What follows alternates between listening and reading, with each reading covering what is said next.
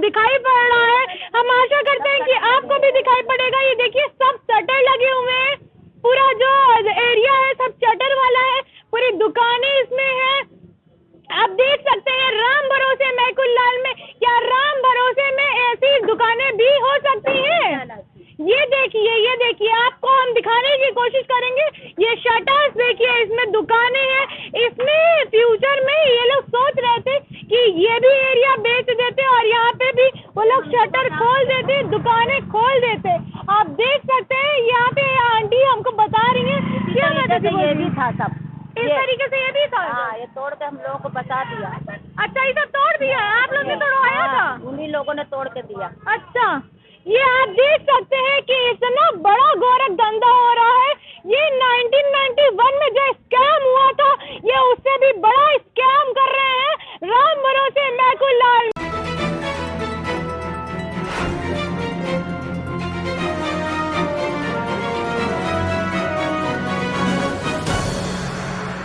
मैं धुरी दास और आज आई हुई हूँ राम भरोसे महकुल्लाल इंटर कॉलेज में। यहाँ पे बार बार प्रेस कॉन्फ्रेंस होती है, बार बार धरना प्रदर्शन होता है, और उसके बावजूद यहाँ पे ये क्यों हो रहा है? क्योंकि ये शिक्षा का मंदिर है। शिक्षा के मंदिर को क्या बेचना चाहिए? यहाँ पे देखा कि हम बोर्ड देख रहे हैं, लिखा हुआ है उत्तर प्रदेश माध्यमिक संघ जनपद लखनऊ राम भरोसे महकुल्लाल इंटर कॉलेज बचाओ अभियान। क्या अब विद्यालयों को बचाना पड़ेगा?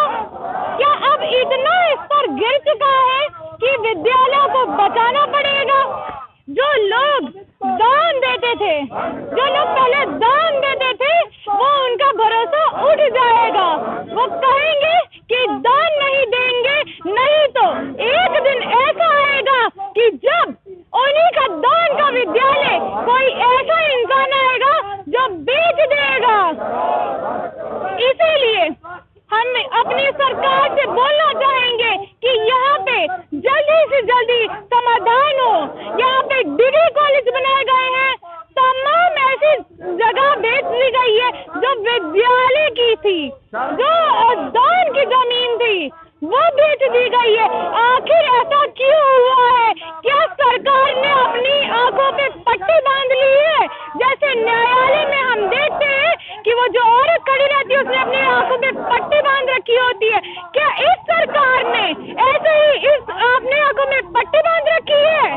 हम ये लोग से पूछेंगे कि क्या समस्याएं आ रही है आपको, जो बार बार आपको धरना प्रदर्शन करना पड़ रहा है, प्रेस कॉन्फ्रेंसेस करनी पड़ रही है बार बार। तो यहाँ पे आप लोग इकट्ठा हुए हैं, क्यों ऐसी समस्याएं बार बार आप फेस कर रहे हैं कि बार बार आप लोगों को प्रेस कॉन्फ्रेंस करना पड़ रहा है? क्या इसमें आपका लाभ है? क्योंकि हमें तो नजर नहीं आ रहा है आपका लाभ, क्योंकि ये विद्यालय के लिए आप लोग कर रहे हैं। अगर विद्यालय बना रहेगा तो यहीं से कुछ बच्चे निकलेंगे जो डॉक्टर इंजीनियर बनेंगे और जो अपने देश का नाम है ऊंचा करेंगे। अगर ऐसे ही विद्यालय बिकते रहे, विद्यालयों की जमीन बिकती रही, तो शिक्षा का स्तर इतना नीचे गिर जाएगा कि कोई यहाँ पे दान भी नहीं देगा।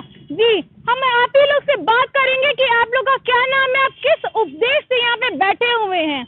जी, क्या नाम है आपका? नरेंद्र कुमार वर्मा। वर्मा जी, आप यहाँ पे क्यों बैठे हुए हैं और क्या क्या उपदेश है आपके? हम लोग इसलिए बैठे हैं कि यहाँ का प्रबंधक जो है विद्यालय की भूमि, प्रबंधक का नाम बताइए। श्रीकांत साहू। श्रीकांत साहू जी, वो यहाँ विद्यालय की संपत्ति का अवैध जो निर्माण करा रहा, दुकानें बना रहा, बच्चों का जो प्ले ग्राउंड है उस पे वो कब्जा कर रहा है। उसके सब विरोध के लिए आज हम लोग यहाँ पर एकत्र हुए धरना दे रहे हैं। अच्छा, धरना दे रहे हैं। क्या कहाँ कहाँ पे आपने, जो शिक्षा मंत्री हैं और जो लोग हैं, वो कहाँ कहाँ पे आप लोग ने नोटिस दी होगी? और हम आपसे भी पूछना चाहेंगे। देखिए, ये यहाँ पर उत्तर प्रदेश शैक्षिक संस्थाएं आस्तियों का अवैध निवारण अधिनियम का खुला उल्लंघन हुआ है। ये विद्यालयों की संपत्ति के संरक्षण का अधिनियम है जो 1974 में बना था। अच्छा। उसमें प्राविधान है कि विद्यालय की कोई भी संपत्ति, इसका लीज, इसका हस्तांतरण, इसका विक्रय बिना शिक्षा निदेशक की लिखित अनुमति के नहीं हो सकता। अगर कोई ये करता है तो वो अपने जेल भी जाएगा और सजा भी मिलेगी, जुर्माना भी होगा। यहाँ के प्रबंधक श्रीकांत साहू ने विद्यालय की संपत्ति को लीज भी किया है, विक्रय भी किया, हस्तांतरण किया, जिसके विरोध में शाखा इकाई और जिला संगठन ये सामूहिक रूप से संघर्ष कर रहा है। आज ये हम यहाँ पर एक सांकेतिक विरोध प्रदर्शन कर रहे हैं। हमारा ज्ञापन डिप्टी सीएम माननीय डॉक्टर दिनेश शर्मा जी को, माननीय मुख्यमंत्री जी को, अपर मुख्य सचिव माध्यमिक शिक्षा आराधना शुक्ला जी को, शिक्षा निदेशक माध्यमिक विनय कुमार पांडे जी को, अन्य शिक्षा अधिकारियों को दिया जा चुका है। उस ज्ञापन पर बल देने के लिए आज 1 घंटे का हम सांकेतिक विरोध यहाँ पर धरना प्रदर्शन कर रहे हैं। इसके बाद हमारी ये चरणबद्ध संघर्ष है, पहला चरण है। आज के बाद हम अगले चरण की घोषणा करेंगे, अगले चरण में जाएंगे और तब तक हमारा आंदोलन चलता रहेगा जब तक कि ये आस्तियों का अव्यय निवारण अधिनियम का उल्लंघन करने वाले प्रबंधक के विरुद्ध FIR नहीं होती, यहाँ पर प्रबंध तंत्र को भंग करके कंट्रोलर नहीं बैठाया जाता, यहाँ की संपत्ति की वापसी के लिए कार्यवाही नहीं होती। हमारा संघर्ष बराबर जारी रहेगा और पूरे संपूर्ण प्रकरण की, क्योंकि 18 एकड़ जमीन ये विद्यालय को दान में दी गई थी। 6 बीघे जमीन विद्यालय ने क्रय की है विद्यालय के नाम से, और उसको ये बेच रहे हैं। उस पे अवैध रूप से डिग्री कॉलेज बनाया, दुकानें बनाई जो नहीं तो बना। क्या वो सीज हुई है अभी तक? नहीं, अभी LDA ने कुछ सीज किया है, लेकिन उससे मतलब नहीं है। जो दुकानें जैसे कि डिग्री कॉलेज पीछे है वो हमको सीज दिख नहीं रहा। नहीं, सीज नहीं हुआ है। सीज नहीं होना चाहिए। अवैध डिग्री कॉलेज है, ये कृषि भूमि है, यहाँ पर खेल का मैदान है जिस पर ये बनाया गया है, ये सीज होना चाहिए। हम लोग उसी लिए आंदोलन कर रहे हैं। जिला विद्यालय निरीक्षक स्तर से जांच हुई है, वहाँ कार्रवाई, लेकिन हम उससे संतुष्ट नहीं, इसलिए धरने पर बैठे हुए हैं। अगर नहीं होगा हम आगे बढ़ेंगे। अगला हमारा कार्यक्रम शिक्षा भवन में ही होगा और जिला विद्यालय निरीक्षक संयुक्त शिक्षा निदेशक का कार्यालय है। हमारी ये मांग होगी कि 10 जनवरी तक अगर कोई प्रभावी कार्यवाही नहीं होती तो हम अगला संघर्ष वहीं करेंगे, वहाँ पर धरना प्रदर्शन करेंगे। उसकी तिथि बाद में घोषित करेंगे। अच्छा, तो मतलब आप लोग इस चीज में बहुत रुचि ले रहे हैं और विद्यालय को बचाने के लिए आप देख सकते हैं, एक विद्यालय को बचाने के लिए ये लोग कितना संघर्ष कर रहे हैं, कितनी रुचि ले रहे हैं इन। जी, जैसे एक सवाल है, अगर इस तरीके से विद्यालयों की जमीनें बेची जाएंगी तो क्या आने वाले समय में जो लोग विद्यालय को शिक्षा का मंदिर मानते हैं और उसको दान देते हैं, क्या दान मिलना भी बंद हो सकता है? देखिए, पहले शिक्षा लोकोपकार के लिए थी, विद्यालय लोकोपकार के लिए खोलते थे, लोग दान करते थे स्वयं। आजकल ये शिक्षा व्यवसाय का रूप ले लिया। यहाँ पर इस विद्यालय में तो ये इसका घोर उल्लंघन हुआ है। यहाँ देख रहे हैं जितनी दुकानें मार्केट बन गई, जहाँ बेचा जा रहा है, अरबों रुपए की संपत्ति है। हमारा संगठन लगातार इसका विरोध, माननीय ओम प्रकाश शर्मा जी इस समय नहीं है, उनके नेतृत्व में हम लोगों ने बहुत संघर्ष किए उनके निर्देश पर। अभी लखनऊ इंटर कॉलेज में भी एक कब्जा करने का प्रयास किया गया था, वो अरबों रुपए की संपत्ति। संगठन ने खड़े होकर के वहाँ माफिया लोग और 200-250 असलहधारी बंदूकधारी घुस करके कब्जा कर रहे थे, खाली कराया गया। कई विद्यालय है, एक और योगेश्वर स्कूल इंटर कॉलेज है, अध्यक्ष जी का विद्यालय है, वहाँ के प्रबंधक ने जमीन बेची थी, आज वो जेल में है, वो जेल गए। तो हम लोग संघर्ष करेंगे और निश्चित रूप से अगर ये भावनाएं होंगी तो कोई दान क्यों देगा, और अगर दान दिया है तो उस दान की सुरक्षा करना संगठन के रूप में हमारी जिम्मेदारी है। संगठन के रूप में हम उसकी जिम्मेदारी अपनी निभा रहे हैं। हम संघर्ष करेंगे जब तक वो जेल नहीं जाते। जो प्रबंधक जेल गए, लखनऊ इंटर कॉलेज में कंट्रोलर बैठा, प्रबंध तंत्र भंग हुआ, यहाँ भी कंट्रोलर बैठेगा, प्रबंध तंत्र भंग होगा, यहाँ के प्रबंधक जेल जाएंगे। संघर्ष हमारा जारी रहेगा, समय चाहे जो लगे, लेकिन कार्रवाई हम लोग जरूर कराएंगे। अच्छा, सरकार को माना जाता है जीरो टॉलरेंस की नीति पे काम कर रही है, और आप इस विद्यालय को बचाने के लिए महीनों से धरना दे रहे हैं, महीनों से प्रेस कॉन्फ्रेंस कर रहे हैं, यहाँ तक कि एक FIR भी शायद लॉन्च हुई है। तो ये सरकार कर क्या रही है? आप सरकार से क्या कहना चाहते हैं? देखिए, सरकार अगर जीरो टॉलरेंस भ्रष्टाचार पे होता तो ये स्थिति न होती। हम बिल्कुल सहमत नहीं है। जब योगी आदित्यनाथ जी मुख्यमंत्री बने थे, माननीय दिनेश शर्मा शिक्षा माध्यमिक शिक्षा उनके पास थी, तो उन्होंने कहा था मैं शिक्षा में आमूलचूल परिवर्तन करूंगा, जीरो भ्रष्टाचार पे जीरो टॉलरेंस होगा। लेकिन जीरो टॉलरेंस नहीं है।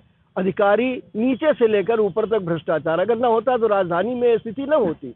शिकायत है, इसके पहले भी शिकायतें हुई है। ये स्थिति मात्र विधानसभा से 10 किलोमीटर के अंदर की है। जी, यहाँ पर डॉक्टर मुकेश कुमार सिंह जिला विद्यालय निरीक्षक थे, उन्होंने कार्रवाई शुरू की थी, आज तक कोई कार्रवाई नहीं हुई है। तो हमारा ये कहना है कि सरकार को जगाने का काम हम कर रहे हैं, ये संघर्ष के द्वारा। कहना है कि सरकार सो गई है। बिल्कुल सो गई है, सो न गई होती तो यहाँ पर इस उत्तर जगह। प्रदेश की सरकार सो गई।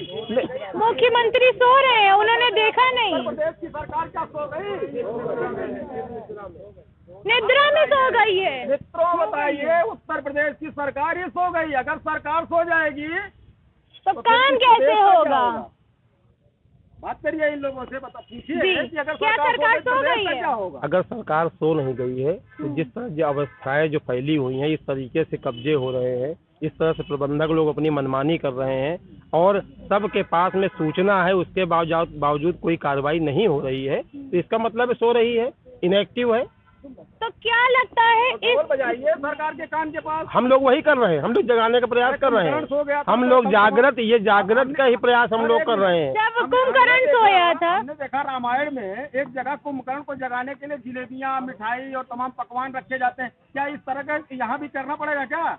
हम लोग परम आदरणीय डॉक्टर आरपी मिश्रा जी के नेतृत्व में, प्रदेशी में नेतृत्व में हम लोग संघर्ष कर रहे हैं और हम लोगों ने बहुत से संघर्ष किए हैं और उन संघर्ष में हम लोग सफल हुए हैं। हम लोग का ये विश्वास है और हम लोग यहाँ के शिक्षक भी इसी साथ में लगे हैं और हम लोग का एक संदेश है कि घर सजाने का तसव्वुर तो बाद का है, पहले ये तय करें कि इसको बचाएं कैसे। हमको इसको बचाना है, पहले हम बचाएं। जितने इस तरह शैक्षिक वातावरण में, शैक्षिक स्थानों पर अतिक्रमण हो रहा है, इस तरह से आपस में ये गुंडागर्दी हो रही, चाहे लखनऊ इंटर कॉलेज हो, चाहे शुरू में इंडस्ट्रियल कॉलेज रहा हो, चाहे और से विद्यालय ऐसे हैं, हम लोगों ने वहाँ संघर्ष किया है आदरणीय मिश्रा जी के नेतृत्व में और हम लोग सफल हुए हैं और यहाँ भी हम लोग सफल होंगे। ये अंधेरा बहुत दिन कायम नहीं रहेगा, हम लोग का ये पूर्ण विश्वास है। करना चाहेंगे क्योंकि हमने देखा है कि आप यहाँ पे टीचर हैं, यहाँ पे पढ़ाते हैं, कितने साल से आप पढ़ा रहे हैं और क्या ये सब एक्टिविटीज आपने देखी है कि ये सब बिक रहा है और ये सब जो भी हो रहा है इस विद्यालय में? 24 वर्ष हो गए इस विद्यालय में पढ़ाते हुए हमें, और जब हम लोगों ने ज्वाइन किया था उस समय दूसरे प्रबंधक थे। उसके बाद हमारे प्रबंधक जी 3 भाई हैं, 3 वर्षों का कार्यकाल सबका रहा। फिर इनको तीनों भाइयों ने विचार विमर्श करके कहा कि नहीं, अब श्रीकांत साहू जी विद्यालय के प्रबंधक रहेंगे और ये ठीक ढंग से विद्यालय को संचालित करेंगे। उन लोगों को भी पता नहीं था कि विद्यालय के साथ या यहाँ की ये दुर्गति की जाएगी। अब इनके दोनों भाई रजिस्ट्रार के यहाँ जा करके उन्होंने केस किया है इसी सोसाइटी को लेकर। भाइयों के अगेंस्ट केस किया है? बिल्कुल केस किया है, चल रहा है। उसकी पिछले 25 नवंबर को समझौता पेशी रही है। रामराज में भी लड़ाइयाँ चल रही भाइयों की? बिल्कुल चल रही है, बिल्कुल चल रही है। जहाँ भ्रष्टाचार होगा तो जाहिर है कि हर भाई एक नेचर का नहीं होता है, इसलिए इनके घर में भी आंतरिक कलह विद्यमान है और बाकी चीज तो आप देख ही रहे हैं कि यहाँ पर क्या हो रहा है। पूर्व प्रधानाचार्य, जिससे कि उनको क्या लगता है कि क्या इस विद्यालय का समाधान हो सकता है? क्या ये विद्यालय पुनः जो है विद्यालय का मंदिर हो सकता है, विद्या का मंदिर हो सकता है, यहाँ बच्चे पढ़ें आके और शिक्षा ग्रहण करें? जी, क्या नाम है आपका सर? मैं ML गुप्ता और सेवानिवृत्त प्रधानाचार्य।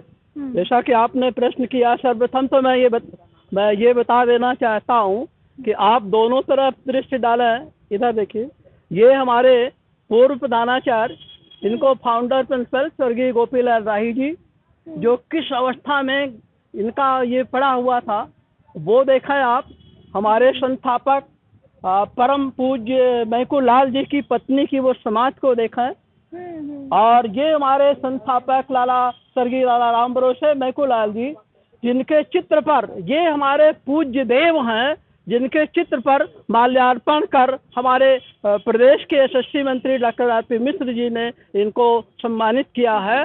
और उम्मीद है कि हमारे शिक्षक संघ के नेतृत्व में ये विद्यालय एक आदर्श विद्यालय बनेगा और हमारे डॉक्टर आरपी मिश्र, जो कि माननीय ओम प्रकाश शर्मा के बाद हमें उनमें माननीय शर्मा जी की छवि दिखाई देती है। उन्होंने बहुत सी लड़ाइयाँ लड़ी है और इस विद्यालय का जो भ्रष्ट प्रबंध तंत्र है, डॉक्टर साहब उसको उखाड़ फेंकेंगे और यहाँ पर जो एक लुटेरा रहने वाला टूडियागंज का यहाँ आकर के मरा और उसने इस क्षेत्र को गंदा कर दिया। क्या इस क्षेत्र में कोई पढ़ा लिखा विद्यालय संभालने के लायक है ही नहीं? लुटेरा क्या तैमूर लंग हो गया है? तो यहाँ आकर के उसने सिर्फ लूटा है।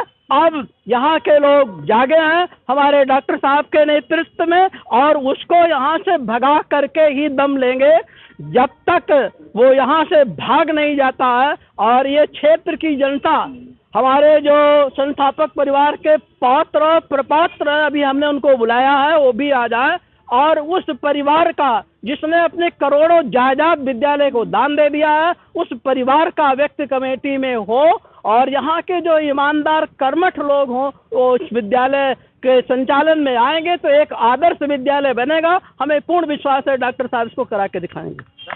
जी धन्यवाद। जैसा कि आपने देखा कि हमने इन लोग से बात की और इन लोग के अलग अलग विचार थे अपने विद्यालय के लिए कि ये विद्यालय अच्छा बने। हमें लगता है कि सरकार इनकी बात सुनेगी और इसी मॉडल के हिसाब से जो आगे आने वाले अगर कोई चोर डकैत अगर सोच रहा होगा कि वो जो विद्यालय की जमीन बेच सकता है तो पहले ये राम भरोसे मैकुलाल का स्थिति देखेगा और फिर वो डर जाएगा, डर के ये कहेगा कि नहीं, विद्यालय की जमीन नहीं बेचनी चाहिए। सर क्या कह रहे हैं आप? यहाँ पे जो है दुकानें पूरी बनी हुई रेडी हैं। ये झरोखे आप देख रही हैं सामने, ये अगर इसमें से झांकिए तो यहाँ पर शटर लगे हुए, अच्छा। दुकानें बनी हुई हैं और विरोध नहीं होगा। ये सामने की दीवार हट जाएगी, दुकानें खुल जाएंगी, कई दुकानें। अच्छा, मतलब दुकानें पूरी रेडी हुई हैं। कुछ है देहात में कुछ कहावत है जी, बैठ झरोखे बैठ के सबका मुजरा ले। जी देहातों में एक कहावत है, झरोखे से बैठ के सबका मुजरा मतलब हाल चाल लिया जाता है। जी। तो ये झरोखा उसीलिए बनाया गया है क्या? इसीलिए बना हुआ है। इसके अंदर दुकानें हैं, डीलिंग हो चुकी है, केवल अब विरोध हो रहा है तो रुका हुआ है। ये देर नहीं लगेगा, विरोध न होता तो अब तक दुकानें खुल करके पहली दुकान हमने देखी है जो शटर के आगे दीवार दीवार लगा के पूरा रेडी कर दिया। बस बेचने के लिए टूलेट का बोर्ड भी आगे लगा देते। रुका हुआ है, उधर बाथरूम है बच्चों के। देख चुका है। शायद विश्व में पहली दुकान होगी जिसके शटर के आगे दीवार है। वो बन गया गिरा सर, दीवार गिराने के लिए। वो दीवार गिराने के लिए। अगर विरोध नहीं होगा। अच्छा मतलब शादी के दुल्हन की घूंघट है क्या? नहीं, ये देखिए ना, ये किस तरह से ये मैनेजर जो कर रहा है वो डर किसी का नहीं। आएंगे वहाँ का भी कार्यक्रम है, वहाँ पर बैठेंगे, कहाँ अपनी मांग को बल देते रहेंगे। तो उन्होंने कहा नहीं, कार्रवाई करेंगे। और ये गंभीर विषय है कि विद्यालय की इतनी जो दान में मिली हुई जमीन है, जो विद्यालय की संपत्ति है, विद्यालय के नाम से उन्होंने इकरारनामा किया, लीज किया। कल हमने ग्रुप में डाला जब ये कि यहाँ पर धरना होगा तो किसी ने उस पर, मीडिया पर्सन हो या कोई और हो, उनका पक्ष ले रहा था। उसने हमसे फ़ोन करके कहा कि यहाँ पर लीज पे दिया जाना तो कोई इलीगल नहीं है। तो हमने कहा लीज पे दिया जाना क्यों नहीं है? जो आस्तियों का निवारण अधिनियम है उसमें किसी प्रकार का हस्तांतरण जब तक शिक्षा निदेशक की पूर्व अनुमति के नहीं होता वो अवैध है। तो पक्ष उनका भी है। खैर, ये जो कृत्य किया है इसमें जेल तो जाना ही है, कोई बचा नहीं सकता। क्योंकि अभी योगेश्वर स्कूल इंटर कॉलेज के बहुत प्रभावी वकील शायद खुद ही हैं जो प्रबंधक इनके थे।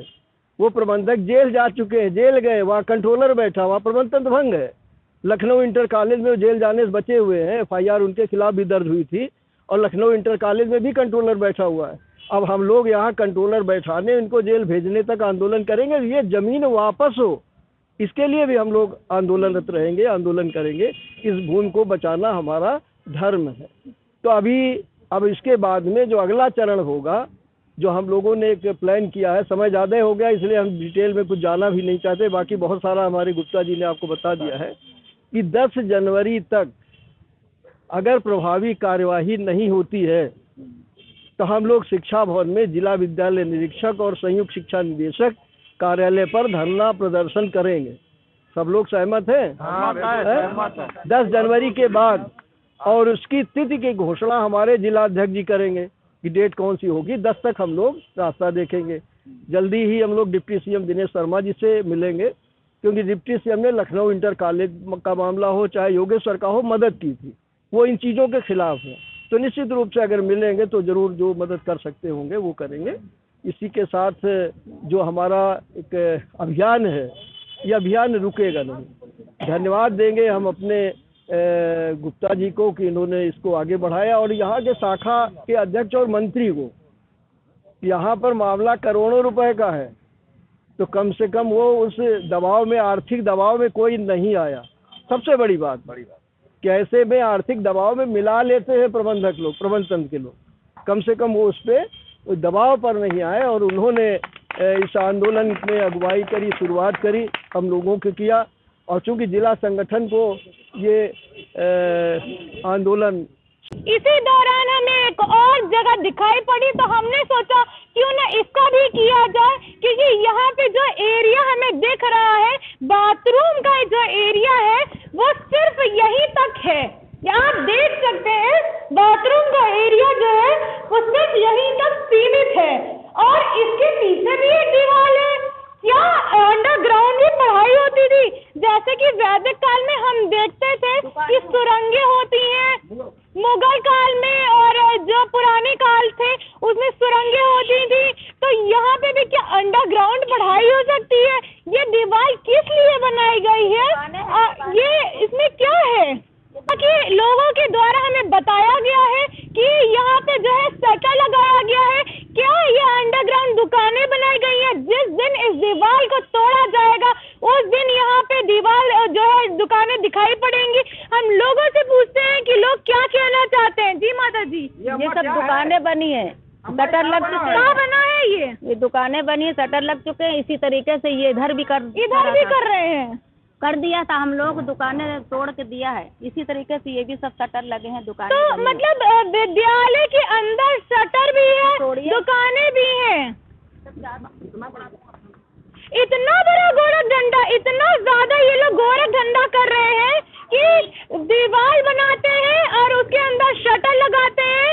राम भरोसे मैं को लाल में ये ऐसी चीजें दिखाई पड़ती है। ये देखिए शटर लगा है, बत्ती थोड़ी सी जलती हुई दिखाई पड़ रही है, सूर्य के उजाले में हमें थोड़ा बहुत दिखाई पड़ रहा है। हम आशा करते हैं कि आपको भी दिखाई पड़ेगा। ये देखिए सब शटर लगे हुए हैं, पूरा जो एरिया है सब शटर वाला है, पूरी दुकानें इसमें है।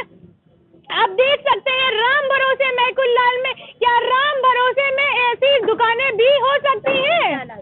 ये देखिए आपको हम दिखाने की कोशिश करेंगे। ये शटर्स देखिए, इसमें दुकानें हैं। इसमें फ्यूचर में ये लोग सोच रहे थे कि ये भी एरिया बेच देते और यहाँ पे भी वो लोग शटर खोल देते, दुकानें खोल देते। आप देख सकते हैं यहाँ पे आंटी हमको बता रही है ये भी था सब, इस तरीके से ये भी था। हाँ, ये तोड़ के हम लोगों को बता दिया। अच्छा, ये सब तोड़ दिया है? आप लोग ने तोड़वाया था? उन्हीं लोगों ने तोड़ के दिया। अच्छा, ये आप देख सकते हैं कि इतना बड़ा गोरख धंधा हो रहा है। ये 1991 में जो स्कैम हुआ था, ये उससे भी बड़ा स्कैम कर रहे हैं राम भरोसे महकुल लाल में। जैसा कि आपने देखा कि हमने इन लोग से बात की और इन लोग के अलग अलग विचार थे अपने विद्यालय के लिए कि ये विद्यालय अच्छा बने। हमें लगता है कि सरकार इनकी बात सुनेगी और इसी मॉडल के हिसाब से जो आगे आने वाला, अगर कोई चोर डकैत अगर सोच रहा होगा कि वो जो विद्यालय की जमीन बेच सकता है, तो पहले ये राम भरोसे महकुल लाल का स्थिति देखेगा और फिर वो डर जाएगा, डर के ये कहेगा कि नहीं, विद्यालय की जमीन नहीं बेचनी चाहिए। तो इसी के साथ मैं आपसे अलविदा लेती हूँ। देखते रहिए 30वीं आंख न्यूज़ 24 धोरी वैश के साथ। चैनल को लाइक शेयर सब्सक्राइब करना ना भूलें और बेल आइकन जरूर दबाएं। कल फिर मिलते हैं एक नई जगह एक नए मुद्दे के साथ।